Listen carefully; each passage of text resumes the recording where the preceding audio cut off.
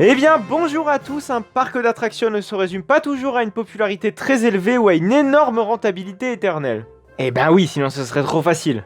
Puisque de nombreux parcs ont réussi à fleurir partout dans le monde, certains ont été quand même contraints de fermer leurs portes et à tristement pourrir à l'air libre. Cette triste fin n'est malheureusement pas si rare car le démantèlement d'un parc représente un énorme coût qui n'est clairement pas toujours assumé par les collectivités locales. Cette installation qui se retrouve seule face à la nature est alors déclarée comme une friche. Mais les fans préfèrent dire SBNO ou Standing but not operating. Yeah.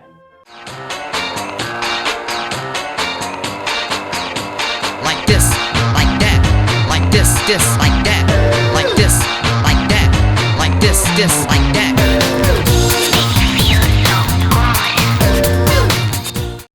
On commence avec un parc tristement célèbre qui est un très gros symbole des dégâts causés par la plus grande catastrophe nucléaire au monde. Je parle évidemment de Pripyat Amusement Park. Situé au nord de l'Ukraine, à quelques kilomètres de la centrale de Tchernobyl, ce petit parc est situé en plein cœur de la ville de Pripyat. La ville vivait principalement pour la centrale de Tchernobyl qui logeait la plupart des employés ainsi que leurs familles.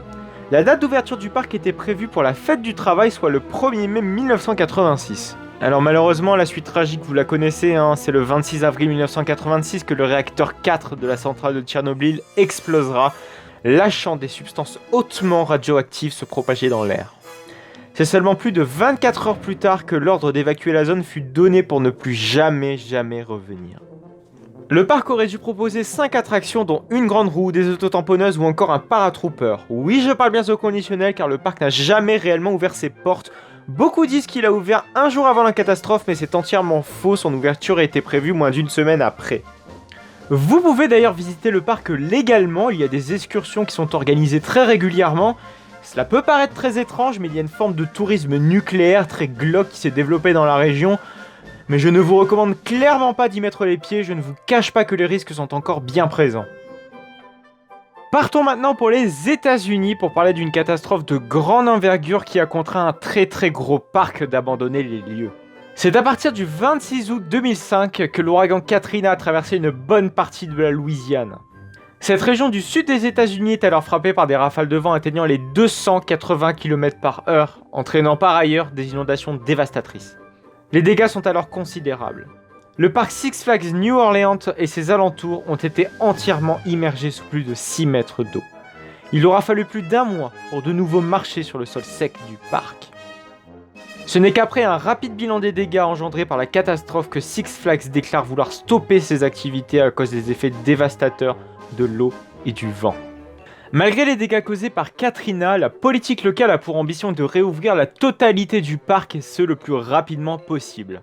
Le projet de réouverture est alors très vite à l'arrêt puisque les assureurs n'ont pas indemnisé à 100% les pertes dues à la catastrophe. Mais le groupe Six Flags est catégorique. Ils ne veulent pas réinvestir un seul centime dans le parc. Selon eux, Six Flags New Orleans était le parc le moins rentable de la compagnie.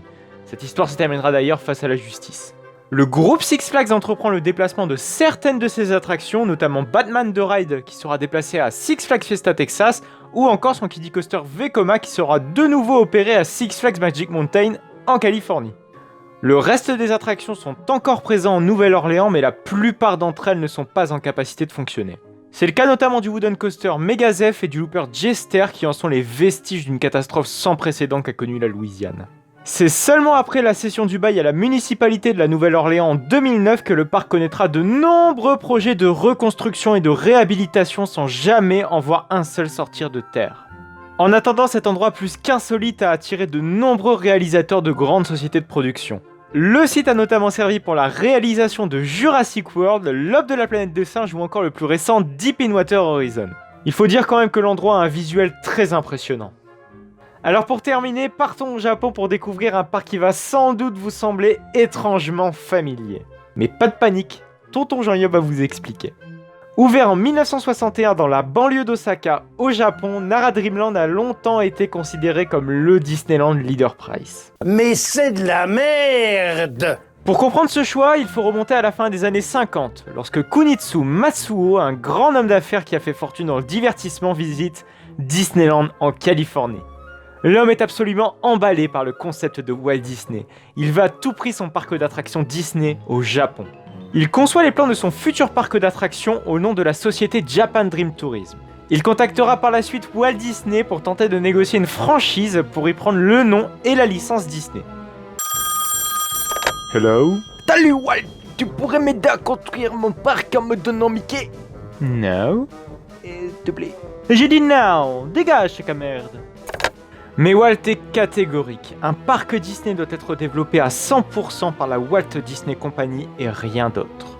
C'est donc sans les licences Disney que Nara Dreamland ouvrira le 1er juillet 1961 avec des installations d'une qualité très douteuse face à son inspiration. Malgré tout cela, le parc trouve quand même son public. Le parc est tout de même le premier à proposer ce genre de divertissement dans la région, raflant absolument tout le marché.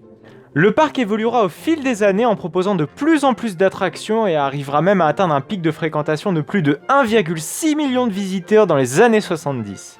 Mais c'est avec l'arrivée d'un vrai Disneyland en 1983 à 500 km de là que les difficultés commenceront vraiment.